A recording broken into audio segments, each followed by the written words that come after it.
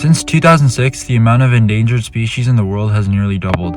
This unnatural rate of endangerment can only be attributed to humanity's intrusion of natural life. Large rates of pollution all over the world have led scientists to make the prediction that by 2050, 30 to 50% of all species will have been erased from Earth's surface.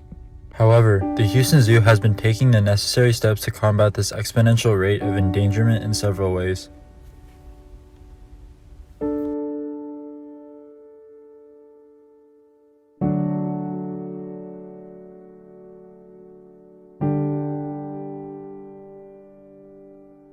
The zoo takes a portion of every ticket sold and directs it to wildlife preservation. The money gained from these proceeds has been appropriated to growing the population of Asian elephants in Borneo, fostering the reproduction of hundreds of tortoises, and many other causes.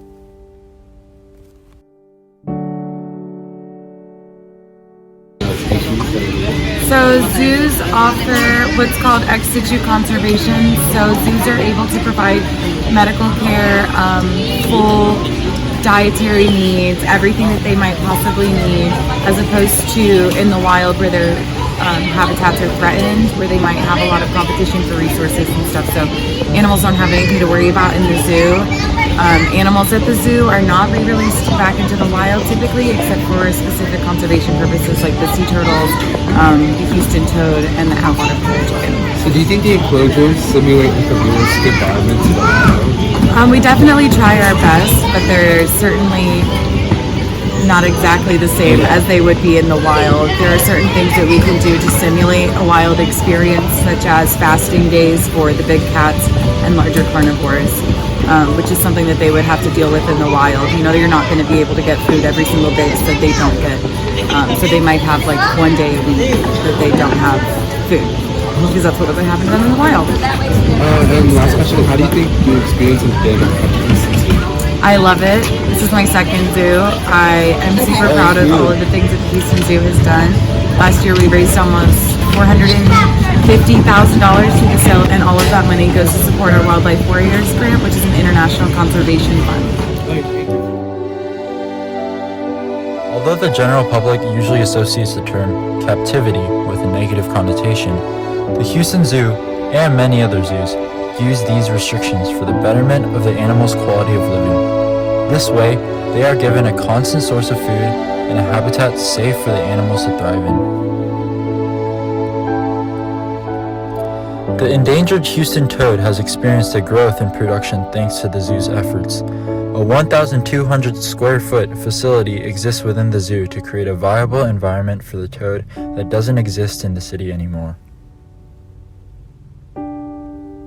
The ring-tailed lemur faces massive forest fires in their natural habitat in Namibia, so the zoo acts as a place of conservation for them. Animals like these are given a chance to prosper, and they would not be given such a chance in the outside world. Animal captivity does not necessarily mean a bad thing, and the Houston Zoo's conservation efforts is a testament to that. So how do you think the zoo is helpful to species? So the zoo is great. We have a lot of, just by visiting the zoo, you're contributing to species survival plans that we run, where we go all across the country to help with things like teaching people how to save animals or teaching about conservation efforts that we're doing. Here as well, we're giving our animals veterinary care and everything we can do.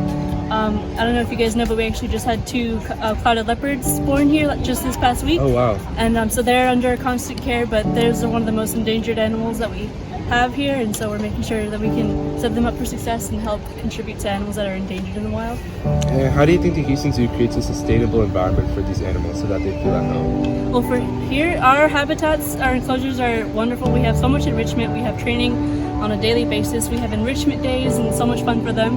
And we have constant veterinary care as well, so we make sure everybody's as happy and healthy as they can possibly be. And what kind of rules do you think park goers have so that the animals aren't violated? Definitely one thing we always try to help with or ask our guests here at the zoo to do is to avoid taunting animals or calling to animals and stuff.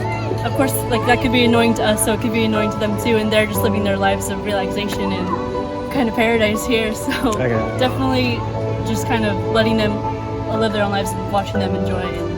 And the last question, how has your experience been at the Houston Zoo? I'm actually a new volunteer. I've only been here for a few weeks and I'm loving it. Of course, I came here all the time as a kid and throughout high school and whenever I went to college and stuff. So it's great to be part of the zoo family, and it's so much fun, really. Thank you so much. Thank you. No Thank you, problem. ma'am. The Houston Zoo is evidence that zoos are aiding in preserving biodiversity on Earth by allowing dwindling populations of species to survive in a more stable environment. The notion that all zoos are detrimental for animals is false, and zoos should be maintained to prevent the further degradation of natural life on the planet.